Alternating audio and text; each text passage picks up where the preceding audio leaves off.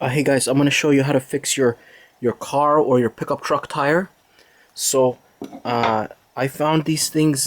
These are for motorcycles. This is called Stop and Go. This you're able to install from the outside of the tire. This kind of stuff, if you do it right, it'll still leak. I've done this. Very slow leak. This actually does not leak. I've tested this. It says you don't need the rubber cement. I also found this rubber cement, if I tried it on bicycle tubes, it does not dry. I would never use this again. This is from Canadian Tire, maybe try that one. Or like a bicycle patch kit, the rubber cement that comes with that. But this, it says you don't need the rubber cement. But I put it on anyway, it was kind of tricky.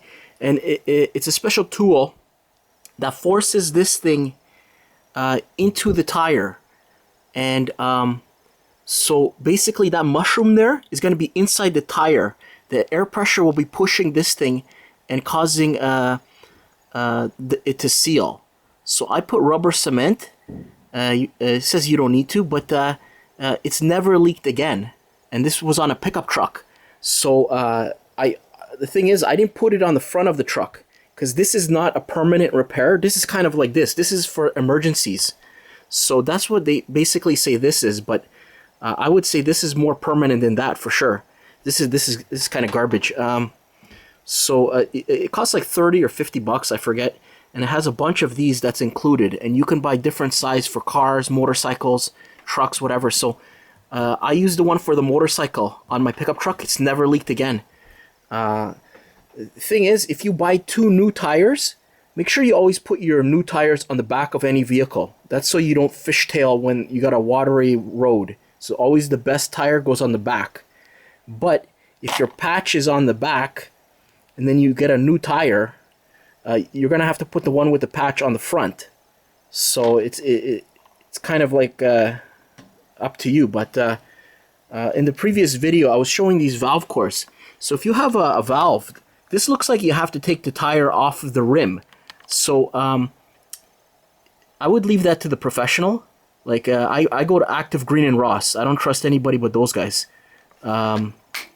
So if you have like a leaking valve stem, it could be just the valve core. All you need is this $5 package here from Walmart. It says slime on it, and it includes this tool and all these valve cores. It has these black ones.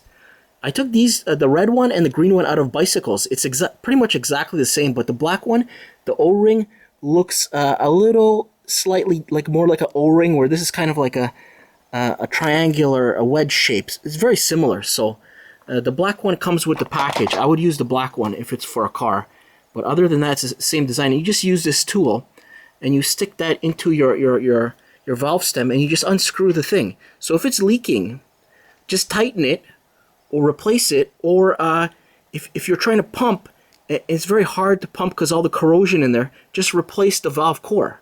You don't need to replace this whole thing. That you need to take the tire off. So if you want to fix your tire, like the proper way is to remove it off the rim.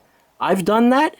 I wouldn't do it again. It's just too much work. It's too hard, and you risk damaging your rim. Those guys at the shop, they have a special tools for removing this tire. Then they can put like something like this. It's a patch. This is the proper way. From the inside of the tire, they put the patch and like a plug. So there's no plugs here. These are just kind of patch kit. I don't see the plugs, but you can. They have those kind of like similar to this, the plug, and then they cut off the end. So I would bring it to a shop because you also need it kind of balanced after the tire repair. Normally, like you want it balanced.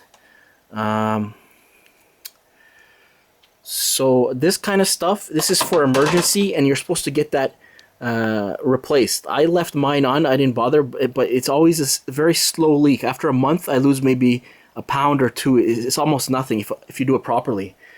But you're supposed to replace those with an actual patch from the shop. I